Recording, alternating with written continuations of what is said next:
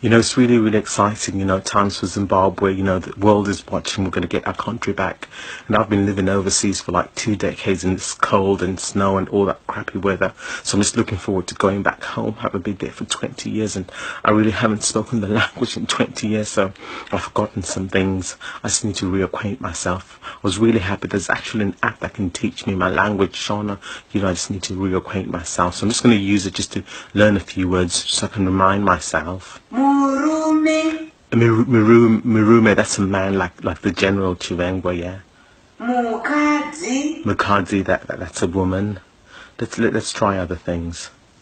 Okay, let's try some animals. What do we have? Mombe. Mombe, that's a cow. Mbongoro. Bomboro. I can't. That's too difficult. Sorry.